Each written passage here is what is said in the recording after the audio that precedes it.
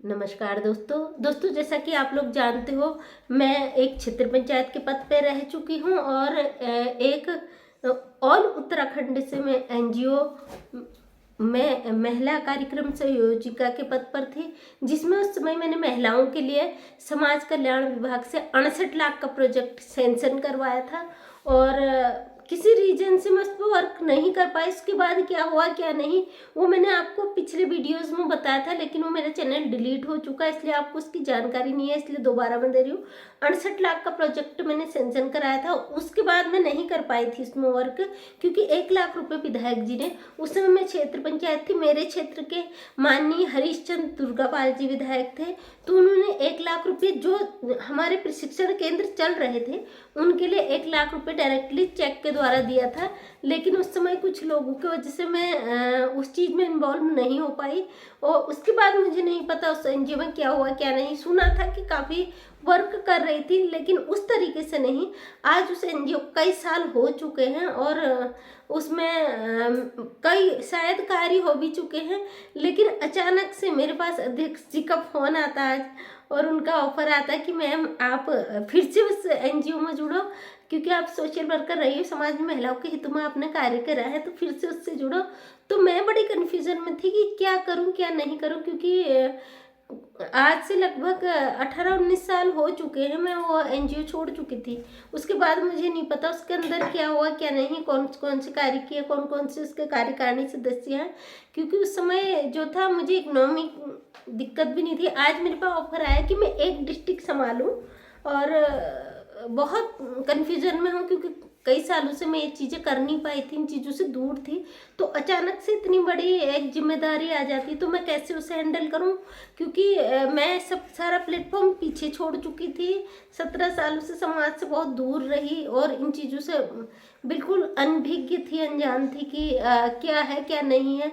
उससे पहले मेरा बैकग्राउंड जो था एक सोशल था, हर विभाग में लोग मुझे जानते थे, एक जनप्रतिनिधि होने के नाते, एक समाज सेविका होने के नाते। लेकिन अचानक से ये ऑफर आया तो मैं भी बड़ी कन्फ्यूजन में कि, और मेरे पास ऑफर भी आया कि आप एक डिस्ट्रिक्ट लो। पहले मेरे पास ऑल उत्तराखंड था, मैं कोई भी उत्तराखंड के किसी भी क्षेत्र में जाकर वर्क कर सकती थी, लेकिन आज एक डिस्ट्रिक्ट चुनने को आया है, तो मेरे लिए वो भी एक दिक्कत है। क्योंकि अगर मैं नैनीताल डिस्ट्रिक्ट लेती हूँ तो उसमें भी आधा पहाड़ है आधा प्लेन से है, और उसके बावजूद अगर मैं यूडीएन लेती हूँ, क्योंकि यूडीएन में शुरुआत से जो है मैं यूडीएन में रही हूँ, लेकिन मैंने कभी यूडीएन में वर्क नहीं किया।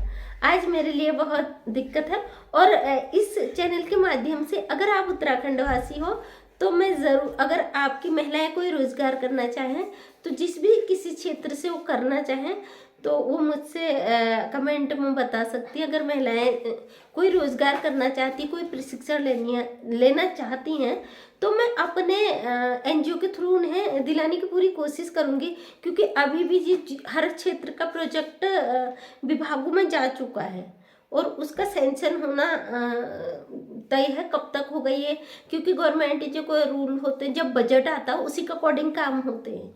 अगर आप भी उत्तराखंड के किसी क्षेत्र से हो और डेवलपमेंट चाहते हो, महिलाएं चाहती हैं कि उसमें हम रोजगार करें, अपना प्रशिक्षण लें और अपना सेल्फ का रोजगार लें। अभी मेरे अध्यक्ष जी से इस बारे में बात नहीं हो, किसी पार्टी में बिजी थे, तो उन्होंने मुझसे बोला मैडम मैं फ्री होकर शाम को आपसे कांटेक्ट करूंगा, जिसमें मैंने अभी तक कांटेक्ट नहीं कर पाई, क्योंकि वीडियो भी मैं रात में शूट कर रही हूँ। यदि आप उत्तराखंड के किसी भी कोने से तो आप अब किस किस मदों और किन किन चीज़ों के लिए ये योजनाएं हैं, मैं उनसे संपर्क करूंगी। अगर मेरी माताएं बहनें कोई भी उत्तराखंड के क्षेत्र से और वो जुड़ना चाहती है स्वरोजगार से, तो मैं उनकी ज़रूर हेल्प करूंगी। अगर मैं इस एनजीओ को ज्वाइन करती हूँ तो मैं 100% आपकी हेल्प करूंगी, क्योंकि मैंने महिलाओं की हेल्प की है। उस समय मैंने एनजीओ को डेवलप किया है जबकि ये एडेड भी नहीं था।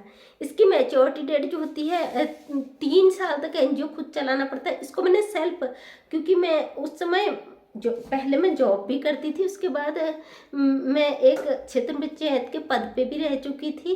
क्षेत्र पंचायत में तो मैंने कमाया नहीं, पल्ले से लगाया, लेकिन जो मेरी इनकम थी मेरी उससे मैंने इस एनजीओ को सेल्फ 3 साल तक चलाया था। जब एडेड हुआ तो मैं नहीं इन्वॉल्व थी। अब उन्हें अध्यक्ष जी को भी लगा कि मैडम ने बहुत मेहनत की थी इसमें, गांव-गांव जाके लोगों को, महिलाओं को जगाया था, तो उन्हें आना चाहिए। आज उनका ऑफर मेरे पास आया है कि मैम आप ज्वाइन करो, एक कोई डिस्ट्रिक्ट ले लो।